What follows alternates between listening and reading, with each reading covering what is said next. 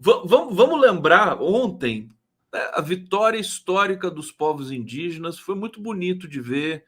Eu celebrei em particular porque nós fizemos uma campanha grande aqui contra o marco temporal, no 247, no Prerrogativas, recebi juristas e lideranças indígenas. Foi uma vitória muito significativa, né? Como é que você recebeu a notícia? Significativa e justa, né? Porque nós somos os invasores do Brasil.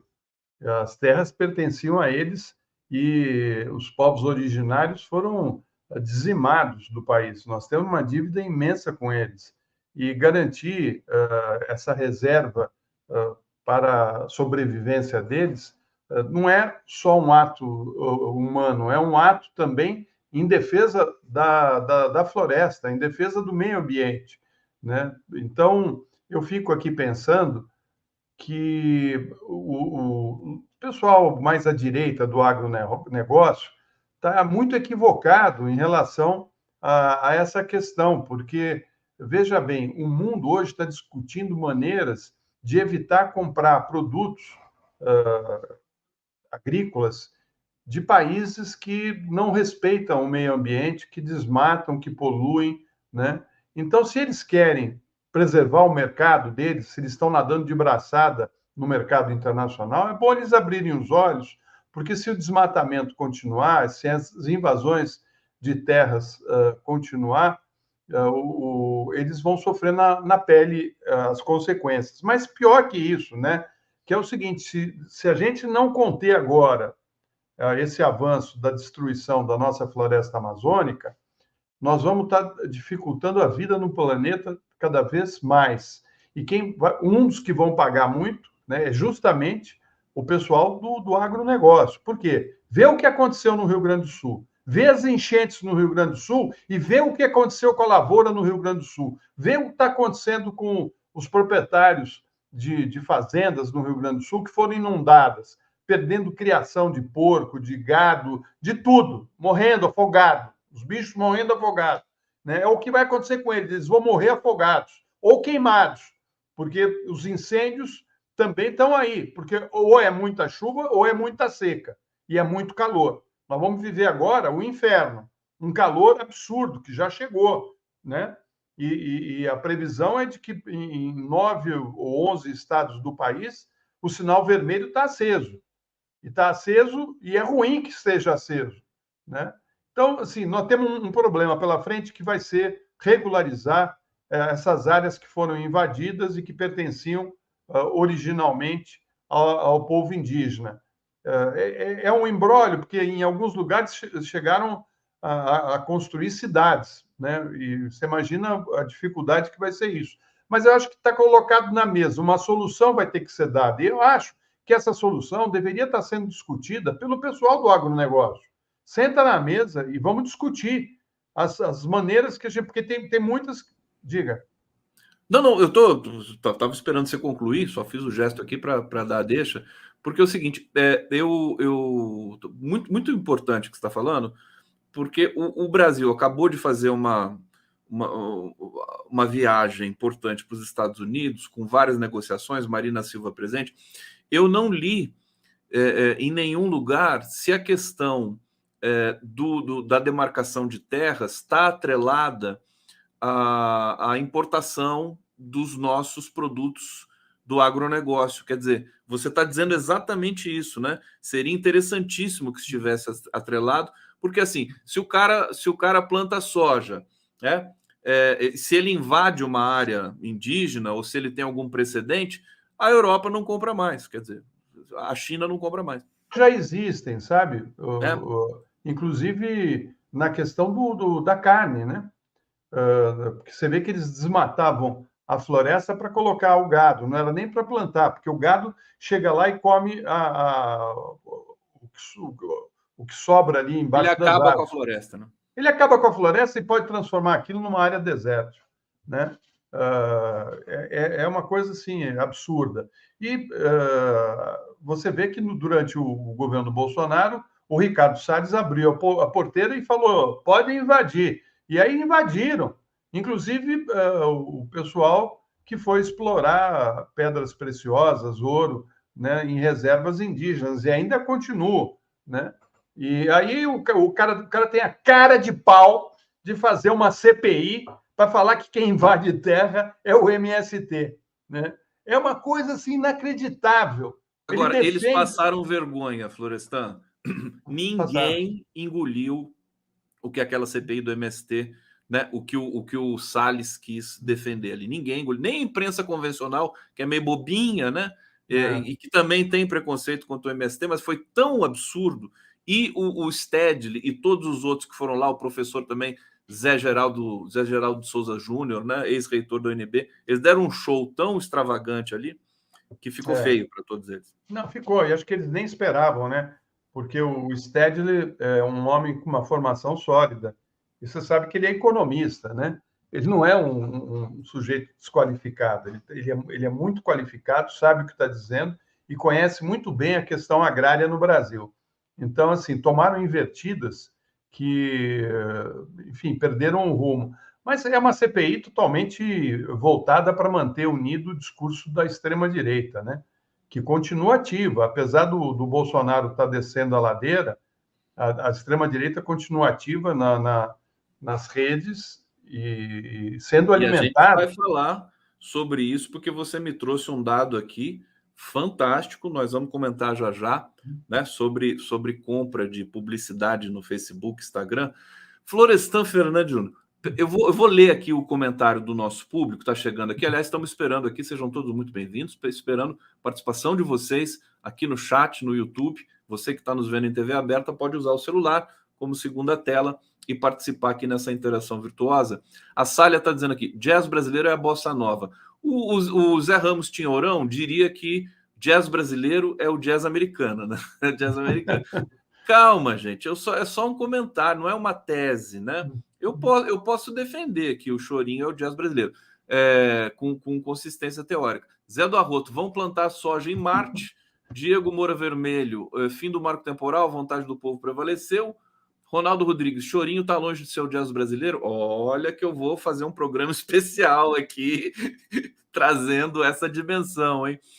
Sérgio Capilé, por favor, parem de generalizar e demonizar os produtores rurais. Passou da hora de se distinguir golpistas de democratas, inclusive os desse governo. Tá bravo aqui o Capilé. Não, só para dizer para o Capilé o seguinte: eu estou falando dessa bancada ruralista que está lá no Congresso, que já colocou os dentes para fora e dizem que vão para a desforra dentro do Senado, né? E vão tentar impor aí, através do Senado, limites na questão desse marco temporal que eles defendem. E, então, assim, eu não estou falando do agricultor sério, não, que tem muitos agricultores sérios, inclusive que preocupados com a questão da preservação da floresta, porque a natureza tem que ser preservada para o bem da produção agrícola, né? Se você destrói as florestas, você comete o desequilíbrio climático e que vai abalar a produção. Então, assim, é uma coisa básica, né? O problema é que esses ruralistas broncos, né, esses mais pouco esclarecidos, eu conheço pessoalmente alguns, tem um pensamento que você fala que o sujeito realmente veio de Marte, devia voltar para lá para plantar soja. Não, terrível, terrível. Claro que a gente não está generalizando aqui, né? Embora a linguagem às vezes ofereça essas armadilhas, mas acho que todo mundo entende que a gente sabe que tem o pessoal, inclusive o próprio Lula, né? Às vezes ele tem dificuldade, ele tem que elogiar o agronegócio, que é responsável ambientalmente e tudo mais, que não é muito extenso, né? Para daqueles que são hostis ao meio ambiente brasileiro. Florestan Fernandes, o Mauro Cid tá botando para quebrar, hein? Como diria o Chacrinha, tá botando para quebrar. Essa delação, você tá muito atento a esses detalhes todos aí da delação, em que aparece, dentre outras coisas, um almirante da Marinha, o Garnier, que tinha, pela fala do Cid, disponibilizado as tropas para ajudar o Bolsonaro a dar o golpe, e o general comandante do Exército, como é que é o nome dele? É o Freire, né? O Freire Gomes. Freire Gomes, que nessa mesma reunião, segundo o Mauro Cid, chegou a falar: presidente, eu lamento, mas eu vou ter que te prender se você fizer isso. Conta um pouco essa história para a gente, o que está em jogo aí na própria delação também do Cid. Florestan Fernandes Júnior. É o seguinte, olha, nos 4 anos do desgoverno do Bolsonaro, eu conversei várias vezes com pessoas de dentro, principalmente do Exército.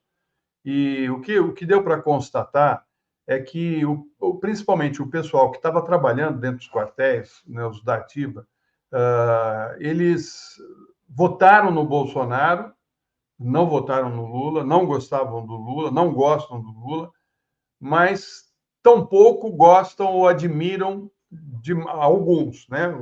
Vamos ser bem claros, o Bolsonaro e as ideias do Bolsonaro. Então, havia até no pessoal da ativa um certo desconforto de ver colegas, companheiros deles, trabalhando no governo Bolsonaro e se refastelando ali com os cargos, né? O sujeito vai lá, leva mãe, irmão, tio, né? Vai levando, todo mundo lá pendurado. Os cálculos na época eram de 10 mil empregos na mão de militares ou de parentes de militares ou amigos dos militares, enfim. Era o partido da bocona, né? Pegando todos os cargos. Inclusive, esse almirante, né? O Garnier, ele empregou no governo do Bolsonaro a mulher, que agora é ex-mulher, e o próprio filho, né? Ou seja, ele ia além da questão ideológica, ele ia também nos interesses do emprego da família, né? Do nepotismo. É isso que se trata, disso que se trata. Ele era tão fiel ao Bolsonaro que ele colocou aqueles tanques. Você lembra daquele desfile em 2021, em agosto de 2021, que o Bolsonaro pediu para o Exército fazer aquele desfile na porta. O famoso desfile fumacê, né? Para entregar um documento para eles, fizeram aquele. E quais eram os blindados fumacê? Eram os da Marinha. Imagina, aqueles blindados que soltavam fumaça, que foi uma vergonha internacional, né? Era aquela coisa de republiqueta, aqueles tanques velhos soltando fumaça, né? E, enfim, uma coisa patética, patética. Mas estava lá o almirante. E eu acho que na hora de fazer a delação, o Cid falou: pô, eu não vou entregar meus camaradas aqui do Exército, né? Vou entregar, se vou jogar um homem ao mar, vamos jogar um almirante, né? O almirante já está tão enrolado, porque ele já fez juras de amor em público várias vezes. Todo mundo sabe da ligação dele com o Bolsonaro. Ele era um cara que o Bolsonaro falava todos os dias pelo telefone, né? Então, joga o cara ao mar, né? Ele parece que quando viu lá a minuta golpista, falou: ó, conta comigo, estamos aí. Né? Nunca comandou Parece que ele nunca teve no navio, né? Ele nunca comandou, né? Ele nunca, ou seja, ele virou ministro da Marinha aí, mas era um tipo esperto, né? E estava preocupado, porque já estava logo depois do governo, logo que começou o governo Lula, ele já estava preocupado em arrumar um advogado. Ele já esperava que a coisa ia engrossar para o lado dele, e certamente o celular dele deve ter coisas que ninguém nem imagina, né? Nem imagina o que vão encontrar no celular desse almirante. Agora, ele pega e poupa os militares, né? Porque agora, né, hoje subiu uma matéria no Valor Econômico da Maria Cristina Fernandes, uma jornalista brilhante, querida, seríssima, que diz que na reunião com os chefes das três forças, o ministro da Aeronáutica ficou calado, o comandante ficou calado da Aeronáutica, não falou nada. O Garnier se pronunciou ali a favor do golpe. E o comandante do Exército, segundo essa informação que a Maria Cristina teve, falou que para o Bolsonaro que o Exército não compactuava com um golpe e que se isso acontecesse, ele seria obrigado a aprender. Se o senhor fizer isso, eu vou ser obrigado a aprender. Esse teria sido o diálogo. Aí você me pergunta, pô, ele falou isso porque ele tem respeito à democracia, ele quer defender. Não, não. Eles nunca quiseram uma ditadura com o Bolsonaro, né? Você tem um sistema autocrático, cujo ditador é o Bolsonaro e sua família, né? Ele iria fazer lá o seu governo, né? A gente iria para uma teocracia, que não É é o que uma os teocracia. militares querem. Então, e eles iam ficar batendo continência para o Bolsonaro, depois para os filhos do Bolsonaro, né? Era, assim, o que eles queriam era uma ditadura militar, não uma ditadura do Bolsonaro. O Exército sabia muito bem disso. Você está doido a gente ficar batendo continência para esse cara aqui a vida toda, né? Para ele e para os filhos dele. Então, assim, o que ele fez, malandramente? Eles gostavam daqueles cartazes na porta dos quartéis dizendo que era importante a volta da ditadura militar, militares nos salvem, né? Era aquilo que o grupo da extrema-direita fazia, que era o quê? Era uma encenação do grupo do Bolsonaro, quer dizer, aquilo foi plantado pelos cabeças, né, do que eles chamam lá do gabinete do ódio, na cabecinha dos que foram cooptados, né? A ditadura militar foi boa, vamos homenagear o general tal, o general torturador, né? Era o que o Bolsonaro fazia, né? Ele ia nos quartéis, usava as visitas para fazer campanha eleitoral, ele fez de tudo para chegar a se manter no poder. E, na minha interpretação, quando o Freire Gomes diz que teria que dar voz de prisão, ele está dizendo o seguinte: eu não vou entrar nisso. Eu não vou entrar nisso por alguns motivos. Uma, que o governo norte-americano já tinha mandado vários pessoas ligadas ao governo, né, tanto da BIM deles, lá da inteligência americana, SI, né? do, enfim, mesmo do exército norte-americano, conversar. Essa aí tá boa. Tá bonitinha. Conversar com. Essa aqui é a minha charge de hoje, viu? Muito boa. Vou te prender. Então, o governo americano passou o recado: olha, não se envolvam nisso de golpe, né? Essa era uma questão, mas a questão que eu acho que estava atrás era o seguinte: se ele não deu voz de prisão, que ele devia ter dado na hora, né? Como funcionário público, ele cometeu já um erro grave, porque sabia da ideia e não fez nada, deixou correr. O que passa, né, para quem olha de fora? Os caras estavam acampados na porta do quartel, articulavam todas as ações terroristas na frente do quartel. O cara da bomba do caminhão, que era para explodir dentro do aeroporto, né, o Unabomber do Bolsonaro, Unabomber. né, ele estava ontem na CPI, não falou nada, né? Mas ele estava lá dentro desse acampamento. E o próprio comandante do Exército, quando houve o recuo, né, dos manifestantes no 8 de janeiro, voltaram para o acampamento e ele colocou blindados na frente para impedir que a polícia prendesse as pessoas lá dentro. Então, o que ele queria? Ele queria confusão. Ele queria que a confusão ocorresse, tá certo? Aí eles sairiam para botar ordem na casa. Você imagina, aquela bagunça total. Você vem com o GLO. Florestan, deixa eu tentar entender. Desculpa te interromper, mas é que você tanta informação importante, a gente fica com comichão aqui. Que é o seguinte: você tá dizendo, com outras palavras, que essa fala desse general pode não ter acontecido? O Cid Não. poderia estar querendo proteger? Porque as entrevistas coletivas que o Múcio deu ontem tiveram um dado novo, quer dizer, ele dizendo assim, não, as Forças Armadas cuidaram para que nós não tivéssemos um golpe. Esse discurso está pronto para eles. Mas veja bem, eu acho o seguinte, eles não queriam participar desse golpe. Isso está muito claro. Os comandantes, isso que eu te falei no começo, os comandantes em todo o país, eles não queriam entrar nessa aventura. e estavam muito bem preocupados com essa aventura. Mas interessaria a eles o tumulto e eles entrar para botar ordem. Então, assim, bota fogo no circo. O circo está pegando fogo, eles vêm com a mangueira, apagam fogo e agora vamos administrar o que sobrou do incêndio, né? E aí prende alguns comunistas, afasta o Bolsonaro e pronto, agora nós vamos botar ordem na casa. Eu acho que era isso que eles queriam, porque o povo ia ficar feliz, o povo do Bolsonaro, porque queria a volta dos militares, eles ficariam com o poder, não ficaria na mão do Bolsonaro, né?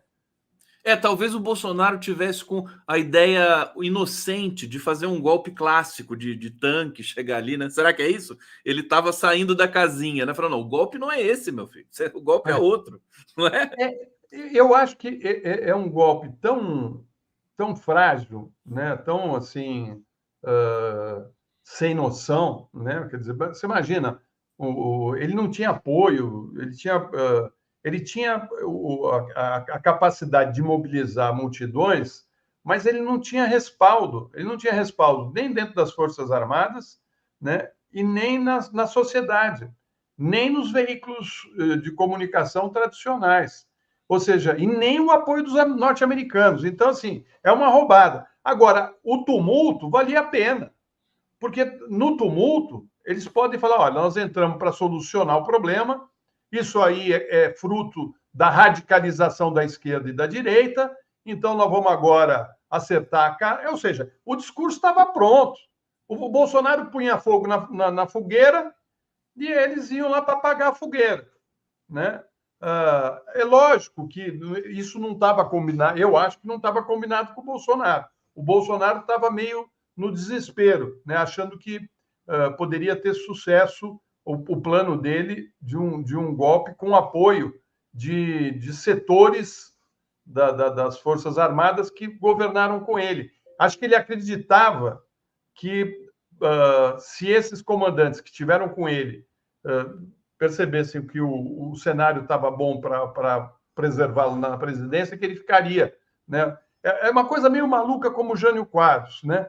Que achou que o fato dele ser popular iria garantir a ele um golpe de Estado, né? Tanto que o Jânio Quadros, para quem não lembra, né? Ele estava na presidência da República, estava isolado em Brasília, né? E era muito popular. Então, o que ele faz? Ele faz uma carta renúncia dizendo que ele não estava conseguindo governar por conta das dificuldades com o Congresso. Escreve a carta de renúncia, né, para ser lida no plenário depois que ele chegasse em São Paulo. Ele queria chegar em São Paulo, mobilizar a massa, ir para as ruas e a massa falar para levar ele de volta ao poder com poderes ditatoriais. Era isso que o Jânio queria. Deu tudo errado, porque ele entrega a carta, acho que foi para o Auro de Morandade, ele falou: você só abra no início da sessão. Quer dizer, ele fez as contas de quanto tempo ele levaria para chegar em São Paulo. Só que o cara abriu antes, falou: eu vou esperar para abrir. Abriu e viu que era uma carta renúncia. Aí ele vai e convoca os deputados para uma reunião extraordinária e fala: olha, o presidente acaba de renunciar e ele estava no avião, ele estava no ar quando a carta foi lida, né? Ou seja, deu errado o golpe. Eu acho que deu errado para o Bolsonaro o golpe dele, né? Deu errado. O Florestan, eu estou percebendo aqui que os poucos bolsonaristas que ainda aparecem por aqui no chat e tudo mais, eles ficaram abalados com essa história da voz de prisão para o Bolsonaro. Antes de ler aqui alguns comentários para a gente avançar, eu me lembrei, quando você falou do tumulto, né? Eu quero tumulto. Eu me lembrei do Carlos Drummond de Andrade, meu querido Florestan Fernandes. Quando o Florestan está aqui, eu fico todo inspirado, poético também. E vou ler um trecho aqui, né, do Drummond.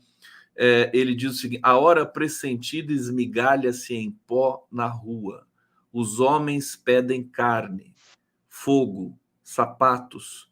As leis não bastam. Os lírios não nascem da lei. Meu nome é tumulto e escreve-se na pedra. Que bonito, né? Esse é o tumulto bom, né? É o tumulto raiz, não é esse tumulto Nutella aí dos milicos. Olha, o grande humorista Roberto Pascoal está aqui, queria agradecer. Ele está dizendo: Bolsonaro, homem digno e honesto. É uma das melhores piadas, enfim, O dos cara sai últimos do, tempos. do Obrigado. Brasil para vender relógio, bicho. Vender relógio. Hussein Brasil, bom dia, Florestan, história dentro da história. A Elisângela Azevedo, o Exército é bonzinho, o Exército é uma flor, né, Florestan? O Exército é uma maravilha. Hussein Brasil, que os milicos punam todos os comandantes dos quartéis com acampados e oficiais do dia, os comandantes regionais, o comandante do Exército e o ministro da Defesa. Nossa Senhora, Hussein tá bravo. Cíntia Chaim, e fingiram de mortos e dariam um verdadeiro golpe. Isso, é o golpe sofisticado que estava ali, o golpe híbrido, né? Junelage Conde, tem um gado na live, que não ganhou joias. Um tal de Roberto, enfim, um patriotário. Tá aqui, deixa eles aqui, eles aprendem alguma coisa aqui com a gente. Eliette Eli Múcio, ministro da Defesa Militar, continuará até quando? Junelage Drummond, meu conterrâneo. E o Hussein, Tarcísio Milico, bolsonarista de chacinas do Haiti ao Guarujá e assassinato na favela. Desobedeceu a ordem judicial de prender golpistas no quartel. Continue mandando mensagens aqui para a gente. Florestan, deixa eu botar um tempero nessa história do depoimento do Cid, dessa declaração. Falar do ministro da Defesa, é isso? Ele falou do Defesa. Você quer comentar, por favor? Podemos. Não, porque o ministro da Defesa fica o tempo todo passando pano, né? Não, porque se não fosse as Forças Armadas, a nossa democracia tinha ido para o espaço, né? Não é isso que ele está falando? Devemos aos militares, né? O Múcio está falando isso, que é perigoso, né? De novo, entregar para os militares a responsabilidade moderadora do regime brasileiro. Ele fala assim, porque o fato deles terem falado que poderiam prendê-lo ou ter ficado em silêncio, como ficou o comandante da aeronáutica, né? Isso aí, nós não estamos devendo nada a eles por terem feito isso, ao contrário, né? A gente não deve nada aos militares e eles que nos devem explicações pela participação na política e no governo neofascista que foi derrotado na eleição de 22. Bolsonaro não é causa, é consequência deles, Conde, e da falta de um acerto de contas histórico.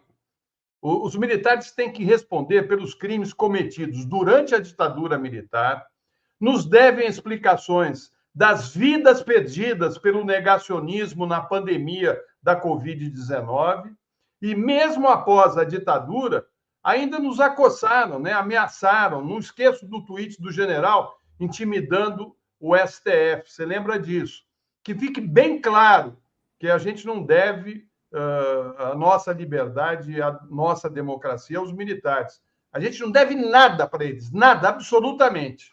Se eu devo algo a alguém nesse país, é a mídia independente, aos militantes e partidos progressistas e de esquerda, aos advogados que defenderam de maneira firme o Estado Democrático de Direito e ao STF.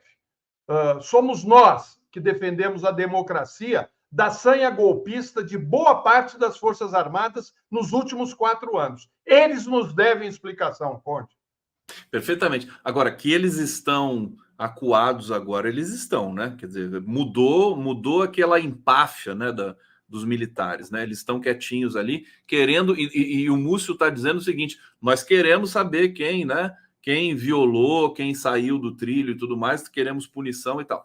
Ô Florestan, tanta coisa acontecendo, você pautou aqui umas questões importantes. Bom, você disse o Felipe Martim, que é um assessor do Bolsonaro, né? Ele está com um paradeiro desconhecido, é isso? É, o neofascista, né? O neofascista. Aquele que fazia sinalzinho com a mão. Sinalzinho nazista, né? Não, é da supremacia branca dos Estados Unidos, né? É típico de nazista, né? E da Ku Klux Klan, né? Que acho que a ligação deles é com essa direita, né? Terrível. Então, ele desapareceu, sumiu, né? Até foi uma coisa estranha ele permanecer no governo Bolsonaro depois daquela afronta, não só aos brasileiros, mas a todos que defendem o Estado democrático e defendem a liberdade, e uma ofensa principalmente ao povo judeu, né, que sofreu o Holocausto. Né? É uma coisa absurda que pessoas ligadas a esse discurso neonazista tenham sido protegidos pelo governo Bolsonaro. Lembro aqui até o secretário de Cultura dele que usou um texto, né, do Goebbels para fazer um vídeo horrível, mas que é a cara do Bolsonaro, é a cara do que ele representa e do que eles pensam para o mundo, né? Falam em Deus e pegam em armas, né? Falam em religiões e falam em matar o próximo, né? Está sem áudio, está sem áudio. Desculpa, o Florestan, eu estava pegando aqui aquele gráfico que você me mandou da publicidade no Facebook e no Instagram, na Meta, né? Que eu quero colocar na tela para você comentar para a gente. Você vai pôr na tela aí? Eu vou pôr na tela, mas eu quero colocar com qualidade para todo mundo conseguir ver. Explica para a gente o que é isso aqui, porque é um post no Twitter do Rogério Tomás, né? Dos 20 maiores anunciantes da Meta no Brasil, com dados dos últimos 90 dias. 3 são páginas da extrema-direita somadas. Dá R$1.962.000. As 3 superam todo o volume investido pelo governo federal. Fala para a gente isso. É terrível, isso é preocupante. Porque eles continuam atuantes, né? E usando do impulsionamento para elevar a audiência deles nas redes sociais. Você vê, o Brasil Paralelo, de extrema-direita, coloca R$1.124.000 para alavancar a audiência deles. Colocou, segundo os dados, você está com ele aí em mão para colocar no ar? Porque seria interessante que as pessoas... vou colocar aqui, um arquivo que é muito pequenininho, mas acho que eu consigo aumentar aqui. Vamos ver aqui. Então, são dados dos últimos 90 dias, né? Vê bem, o Brasil Paralelo colocou R$1.124.000. A Revista Oeste, né, que é lá do Alexandre Garcia e do Augusto Nunes, colocou 668, quase R$668.000. E tem uma tal de Marina que eu não sei se é Marina, qual o nome aqui que está aí? É que está tão pequenininho que eu não consegui identificar. Peraí, mas eu consigo ler. Deixa eu fazer uma sequência aqui. Olha, primeiro lugar, aqui está o governo brasileiro, Secretaria de Comunicação, a SECOM, que gasta, né, com a Meta, Facebook, Instagram, R$1.941.308. Depois vem o Brasil Paralelo, com R$1.124.000. Ambev, 807.000. Revista Oeste, 667.000. Aí vem Portal Concursos, Comitê Internacional da Cruz Vermelha, SCOL, Governo do Estado de São Paulo, BNDES. Que nome que você falou, meu querido? Agora, vem aí embaixo, Marina alguma coisa. Desce um pouquinho mais. Aí, Eduardo Moreira, ó. Eduardo Moreira está aqui. Ele Mas essa Marina Gonzalez... 175.000. Marina Gonzalez. Eu não sei quem é essa mulher. Não sei quem é essa Marina Gonzalez. Mas o que eu quero dizer é o seguinte: apesar de tudo que nós estamos vendo, apesar dessas investigações da Polícia Federal que mostram que esses grupos de extrema-direita tentaram um golpe de Estado, que tentaram tirar a nossa liberdade, né? Nem isso inibiu o financiamento. Quem está botando esse dinheiro, né, no Brasil Paralelo, nesse outro Revista Oeste, né? Nesse site, né, de notícias. Enfim, tem alguém colocando dinheiro ali, né? Quem que está colocando esse dinheiro? Eles estão articulados, viu? Porque uma revista não vai ter esse montante para publicidade, né? Não, para impulsionamento, né? Impulsionamento. Então, assim, é um dinheiro que você joga ali para ter um retorno de audiência, que é o que eles querem, a audiência. Vocês estão pagando pela audiência, né? Sim. Então... Compram audiência. Eu acho que o ovo da serpente continua... que não é só um ovo, são vários, né? Eles continuam sendo chocados aí, viu? Acho que a gente pode se livrar do Bolsonaro, mas não desse pessoal Você acha que essa revelação ela pode mudar a política da SECOM, por exemplo, ou você acha que tem que ser uma outra coisa, tem que ter uma regulamentação ou uma investigação para o Brasil Paralelo, por exemplo? O Brasil Paralelo merece uma investigação, né? Por tudo que fez. Essa revista Oeste aí também, né? Porque você lembra do que o Alexandre de Garcia falou, né? Que o pessoal do PT estaria abrindo comportas para inundar ainda mais uma região do Rio Grande do Sul. É um crime isso, cara, é uma mentira deslavada, né? E aí, como é que fica o Facebook e o Instagram? Como é que você vai fazer o controle desse tipo de manipulação, de mentiras que são veiculadas todos os dias nas redes sociais e principalmente no Telegram e no WhatsApp? Porque se criou um mundo ali, né? O WhatsApp e o Telegram é um mundo à parte, que você não tem nem como controlar se você não estiver dentro de um grupo. Você tem que estar dentro de um grupo para ver os absurdos que são colocados ali. E é a única base de informação de muita gente, principalmente pessoas que estão em algumas igrejas, né, evangélicas principalmente, né, que estão na mão de espertalhões, que utilizam a igreja para fazer proselitismo de extrema-direita, porque se identifica ali com um espaço que é aberto para eles ganharem mais dinheiro, né? É disso que se trata. Eles não estão ali querendo salvar a alma de ninguém, eles estão ali querendo salvar o bolso deles, né? Que é o que eles pensam em primeiro lugar. Aí você vê que essa rede de extrema-direita, ela está e progrediu através de vários braços de igrejas, né, pentecostais, e principalmente nas Forças Armadas, porque o bolsonarismo fez isso, ele entrou nos celulares da PM, né? Se você pegar o celular do PM, você vê os grupos que tem ali, né, que defendiam o golpe com o Bolsonaro, né?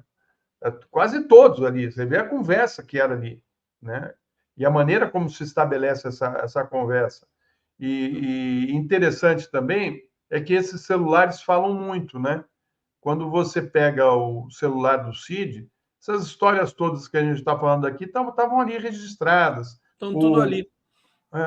Pode completar. Não, e aí todos, né? Você pega o Anderson Torres, o Anderson Torres chegou a sumir com o celular quando voltou para o Brasil. Sim. Né? Mas a polícia conseguiu entrar na nuvem e pegar informações da nuvem. Você pega o sujeito que era da diretor da Polícia Rodoviária Federal, no celular dele constava também o artigo 142, que justificava lá a ideia do golpe de Estado. Ou seja, Florestan, olha só, você está dando a deixa, porque o nosso próximo convidado aqui hoje é nada mais, nada menos do que o Manuel Domingos Neto, que eu já vou colocar na tela aqui, inclusive para fazer uma saudação, para você fazer uma saudação para ele, Florestan, que é um dos maiores especialistas do Brasil em Forças Armadas, que está lançando um livro importante. E, Manuel, querido, quero recebê-lo com todo carinho aqui. Obrigado por nos atender, viu? Está em São Paulo para lançar o livro, né, Manuel? Isso. Na verdade, eu tenho o seminário da Fundação Perseu Abramo, né? Ao longo desse final de semana, e na segunda-feira nós teremos o lançamento do livro. Um prazer, Florestan, um prazer, Conde, um prazer poder falar para toda essa comunidade que acompanha o canal. Manuel está indo da Perseu Abramo, é um bom sinal, hein, Florestan? É um ótimo sinal, né? E é um prazer também estar com você, Manuel. Vamos aí destrinchar um pouco a história do nosso Exército, né? Fiquei curioso em saber o que você traz nesse seu livro a respeito. Você faz uma análise mais atual das Forças Armadas ou uma coisa mais histórica? A atualidade das Forças Armadas, ela implica em séculos, porque são instituições com larga permanência. Mas antes de entrar, eu queria fazer um pequeno registro. Entre os meus livros, eu tenho uma pequena prateleira com livros do teu pai, dedicados, né, autografados. E é um problema, porque às vezes quem vai na biblioteca, essa parte aí não pode não pode mexer, sabe? Não posso emprestar, né? Que é mais incrível ainda. Bom, eu vou fazer. Porque tem outros volumes que não estão autografados. Então, esses aqui são particulares. É isso aí. São afetivos.